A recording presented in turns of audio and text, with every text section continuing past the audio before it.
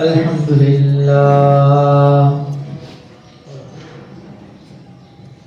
لله نحمده ونستعينه ونستغفره ونؤمن به ونتوكل عليه ونعوذ بالله من شرور أنفسنا ومن سيئات أعمالنا من يهده الله فلا مضل له ومن يضلله فلا هادي له ونشهد أن لا إله إلا الله وحده لا شريك له ونشهد أن سيدنا وسندنا ومولانا محمدا عبده ورسوله صلى الله تبارك وتعالى عليه وعلى آله وأصحابه وبارك وسلم تسليما كثيرا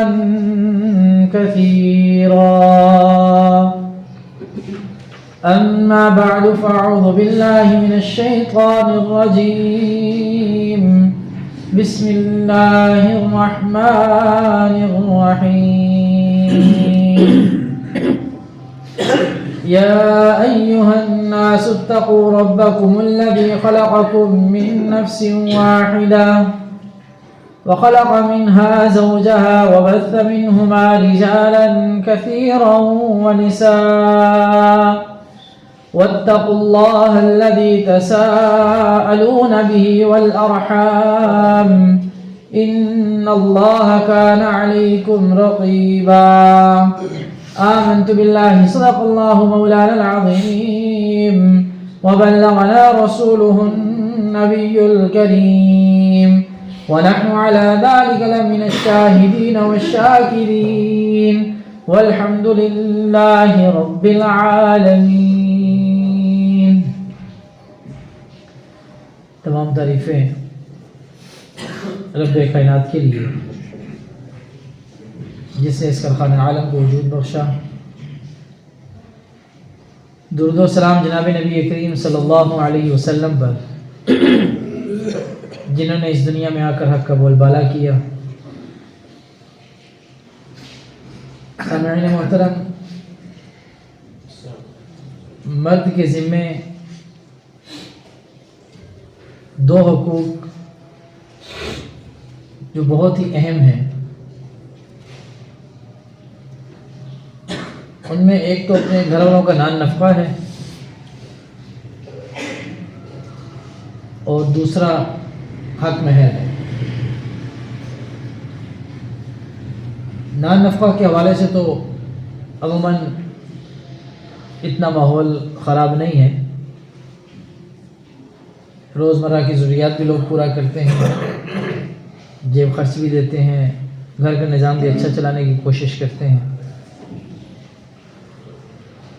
ایک بڑی غفلت اور کوتاہی وہ حق مہر میں ہوتی ہے.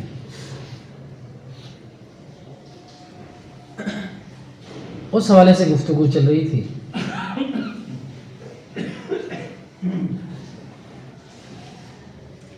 اور یہاں تک ہم پہنچے تھے کہ جب شادی کے موقع پر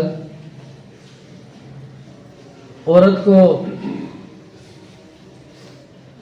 اس کے گھر والوں کی طرف سے یا شوہر کے گھر والوں کی طرف سے کچھ ملتا ہے تو اس کا تعین نہیں ہوتا.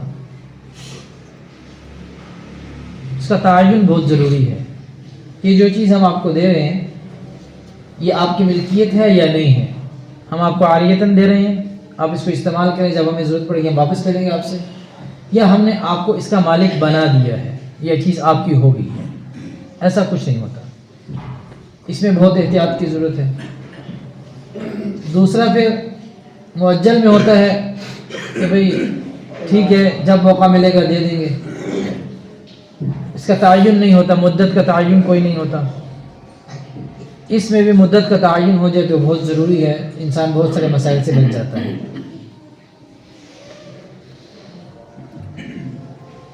تیسرا یہ کہ اب مؤجل تو لکھ دیا ہم نے،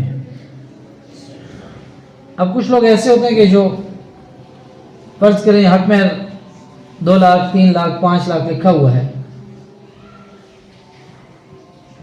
اب وہ کبھی گھر والوں کو کانٹے بنا کے دے دیے سونے کے, کبھی کوئی لاکٹ سیٹ بنا کے دے دیا سونے کا, کبھی کوئی انگوٹھی بنا کے دے دی سونے کی. اس میں بھی یہ ہوتا ہے کہ بس وہ بنا کے دے دی. اب یہ اس کی بات کی وضاحت نہیں ہوتی کہ یہ جو میں آپ کو بنا کے دے رہا ہوں, ایک تو یہ وضاحت نہیں ہوتی کہ اس کی ملکیت کس کی ہے, یہ کس کے پاس ہے اس کی ملکیت. یہ ملکیت میرے پاس ہی ہے جو میں آپ کو بنا کے دے رہا ہوں, یا اس کی ملکیت آپ کے پاس ہے کہ میں آپ کو دے رہا ہوں. اس کا تعین کوئی نہیں ہوتا. پھر خرابی وہی جو پہلے عرض کی تھی, وہی خرابیاں پھر شروع ہو جاتی ہیں. دوسری بات یہ ہوتی ہے کہ ملکیت تو چلو الگ بات ہے, اب یہ بنا کے تو دے رہے ہیں, لیکن بنا کے دینے میں یہ جو میں آپ کو بنا کے دے رہا ہوں یہ اپنے حق مہر میں سے کٹوا رہا ہوں یا کیا ہو رہا ہے. فرض کریں 2 توڑے سونا حق مہر میں لکھا ہوا ہے اور 5 لاکھ روپیہ بھی لکھا ہوا ہے. اب یہ جو میں سونا بنا کے دے رہا ہوں یہ حق مہر میں سے میں کٹوتی کروا رہا ہوں یا ایسے دے رہا ہوں, اس کا ذکر کوئی نہیں ہوتا.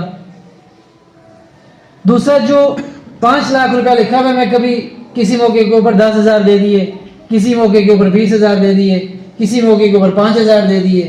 اب یہ جو میں پیسے دے رہا ہوں, ایک جو نا کہ ماہانہ خرچ الگ سے دیا جاتا ہے, یہ ویسے بندہ کسی موقع کے اوپر چلو دے دے, خوشی کسی بات پہ آئی تو دے دیے.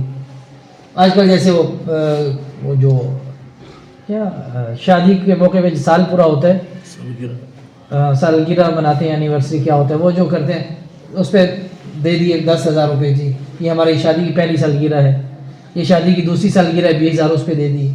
یہ کس حساب سے دے رہے ہیں, تحفہ دے رہے ہیں یا یہ حق مہر میں سے کٹوتی کروا رہے ہیں, کیا کر رہے ہیں, کوئی پتہ نہیں.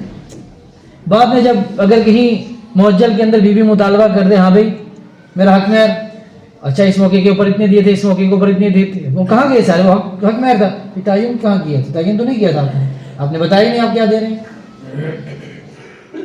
تو تعین کرنا بہت ضروری ہے. وہاں پہ جا کے جو آگے جا کے جھگڑا بنے, وہاں جا کے کوئی لڑائی پیدا ہو جائے کہ میں تو اس موقع پہ آپ کو یہ دیتا رہا ہوں, تو آپ نے تو تعین نہیں کیا تھا.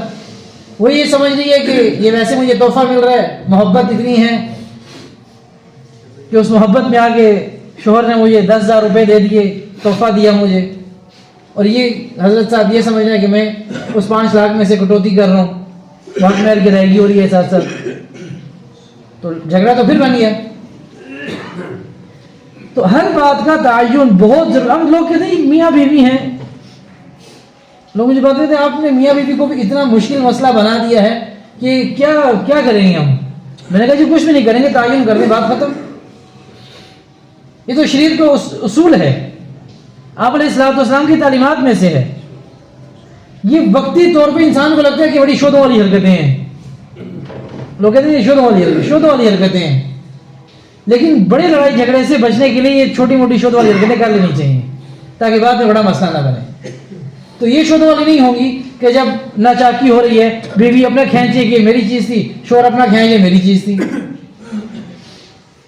بجائے اسی کے بعد میں جو آپ نے لڑائی جھگڑا کرنا ہے, عدالتوں میں جانا ہے, کچہریوں میں جانا ہے, تو شروع میں تھوڑی سی شودوں والی حرکتیں کر لیں, ہاں بھائی یہ تمہاری ملکیت ہے, یہ میری ملکیت ہے, یہ میں حق مہر میں کٹوا رہا ہوں, یہ میں ویسے تحفے میں دے رہا ہوں. کون سا بڑا مسئلہ ہے, کچھ بھی نہیں ہوتا. مسئلہ یہ ہے کہ ہمارے ہاں جو دینی ماحول ہے اور دینی تعلیمات ہے اس کی بہت کمی ہے. شادی کے اوپر جی ایک مکان لکھ کے دے دیا عورت کو, اب مکان لکھ کے تو دے دیا آپ نے, کیا آپ نے اس کی ملکیت بھی اس کے حوالے کی کہ نہیں کی؟ یہ بھی ہوتا ہے نا, لکھ کے دے دینا اور بات ہے, اس کی ملکیت حوالے کرنا یہ اور بات ہے, ان میں بڑا فرق ہے. یہ اتنے سارے مسائل شادی کے بعد بنتے ہیں کہ انسان پریشان ہو جاتا ہے. اور آپ دارالفتہ میں جا کے دیکھیں عجیب و غریب قسم کے مسائل. بیوی نے مکان شروع کیا, شوہر نے اس وقت مکان بن رہا تھا, کچھ پیسے بیچ میں لگا دیے, اب آپس میں ناچاکی ہوئی, اب شوہر کہہ رہے جی اس مکان میں میرے بھی پیسے لگے تھے, اب اس سے پوچھا جائے گا آپ تعین کریں یہ پیسے کس حساب سے آپ نے لگائے تھے؟ آپ نے توفتاً لگائے تھے، عاریتاً لگائے تھے، یا اس کی ملکیت حوالے کرنے کے لیے لگائے تھے؟ کس لیے لگائے تھے؟ وہ کہتے ہیں جی اس وقت بس بن رہا تھا تو لگا رہے تھے تو میں نے بھی لگا دیے، پتہ ہی کوئی نہیں ہے بھی کس حساب سے آپ نے لگائے تھے۔ اب کیس لے کے کیوں آگے؟ اب فتویٰ پوچھنے بھائی کس لیے آ گئے آپ؟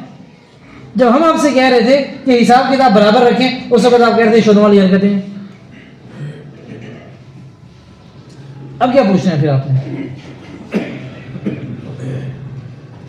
تو ملکیت کا واضح ہونا یہ لازمی امر ہے کسی بھی معاملے کے اندر۔ باپ نے مکان بنانا شروع کیا، بچوں نے پیسے لگانا شروع کیے، اب باپ مر گیا، ہر بچہ لڑ رہا ہے میرا حصہ، دوسرا کہہ رہا ہے میرا حصہ، تیسرا کہہ رہا ہے میرا حصہ۔ کس حساب سے آپ نے لگائے تھے؟ باپ کی مدد کر رہے تھے تب لگا رہے تھے، یا آپ باقاعدہ طور پر اس کے مالک بننا چاہ رہے تھے اس حصے کے جو آپ نے لگائے ہیں؟ کس حساب سے لگائے ہیں؟ نیچے والی منزل باپ نے بنائی، اوپر والی منزل بچے نے بنائی، کس حساب سے بنائی؟ کوئی پتہ نہیں۔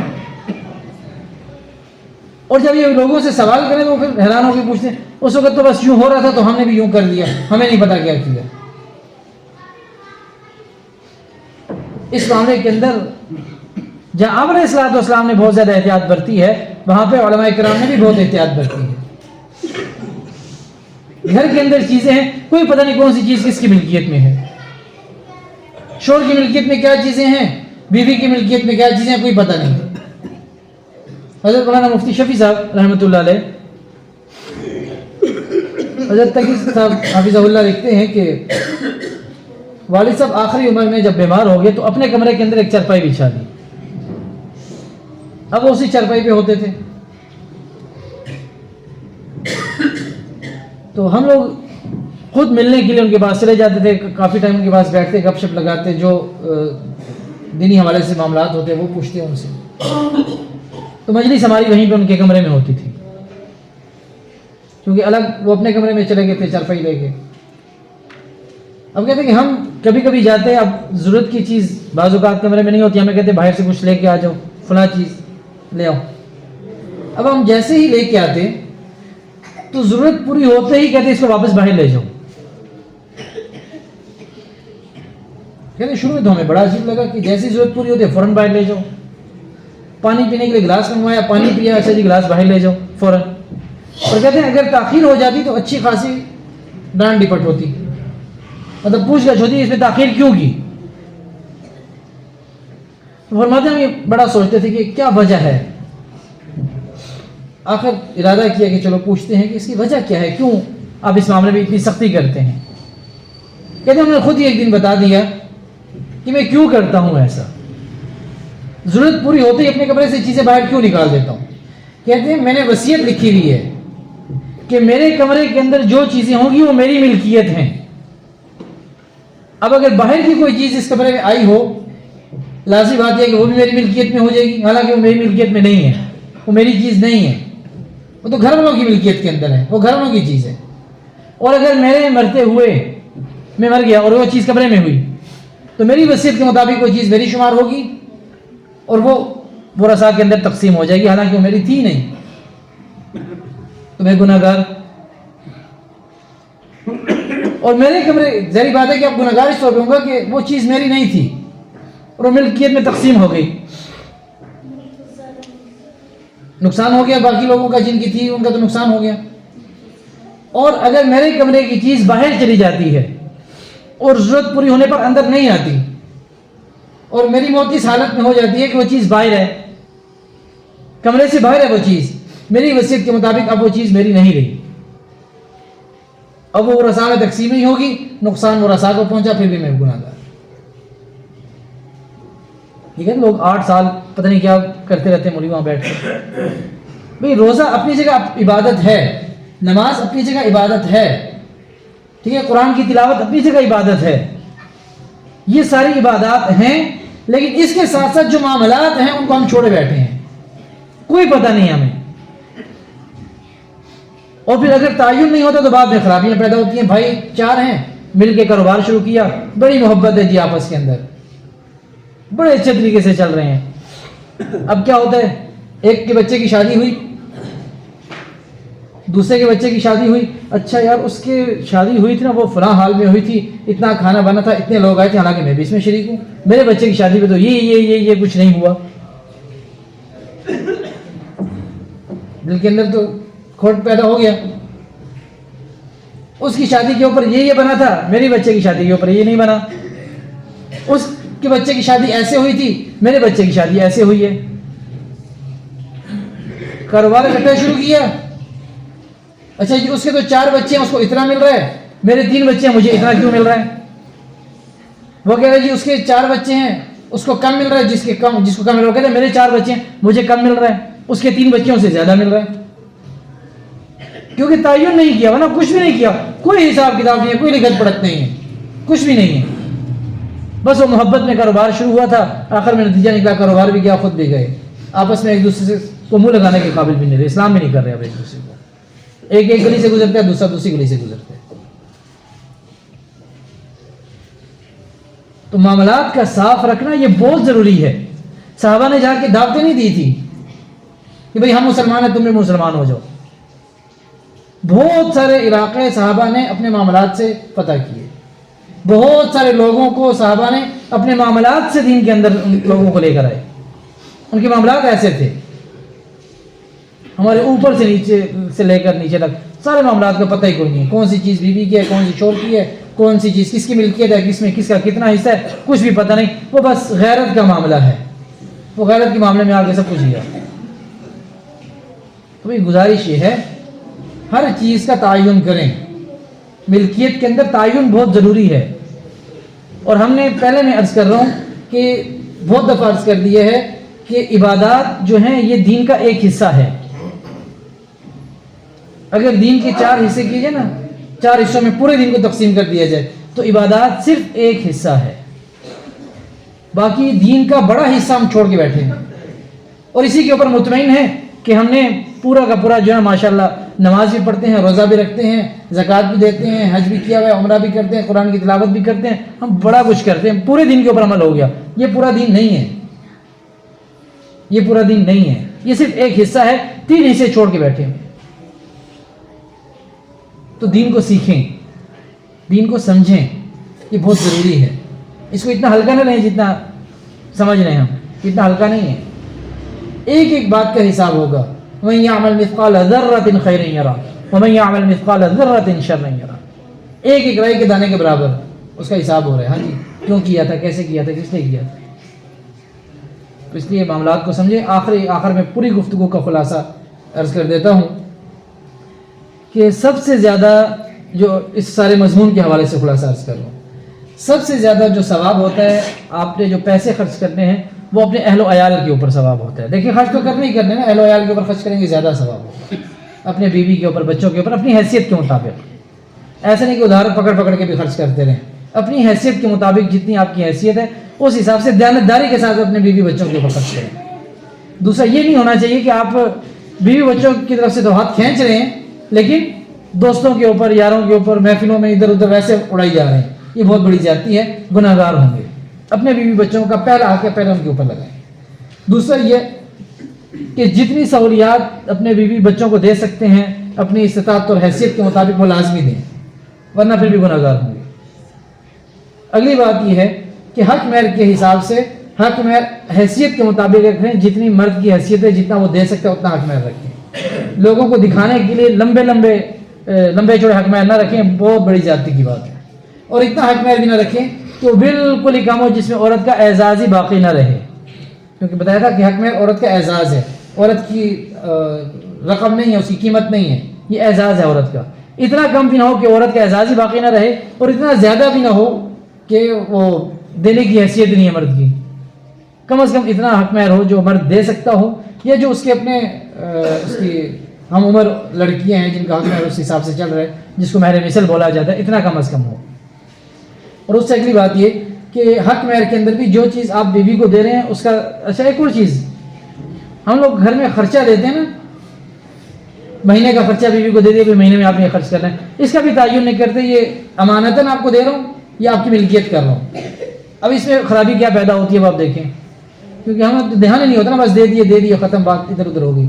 اگر انسان امانتاً دیتا ہے تو بیوی کے لیے لازم ہے کہ اپنی ضروریات کو پورا کرنے کے بعد جو پیسے مہینے کے آخر میں بچے وہ مرد کے حوالے کرے. یہ لازم ہے. نہیں کرے گی گناہگار ہوگی، جائز نہیں ہے اس کے لیے رکھنا. اور اگر وہ ملکیت میں دیتا ہے کہ اس کی آپ مالکہ ہو گئی، آپ نے مہینہ اسے گزارا اور یہ آپ کا معاملہ ہے، آپ اس کی مالکہ ہیں، اب اگر پیسے بچ بھی جاتے ہیں تو عورت رکھ لے تو گناہگار نہیں ہوگی. کتنے گھرانے ویسے ہی چل رہے ہیں بغیر حساب کتاب کے. بھئی آپ ماہانہ خرچہ جو دے رہے ہیں اس میں ملکیت کر رہے ہیں یا امانتاً دے رہے ہیں؟ کس حساب سے دے رہے ہیں؟ کسی کو نہیں پتا کہ کیسے دے رہا ہوں.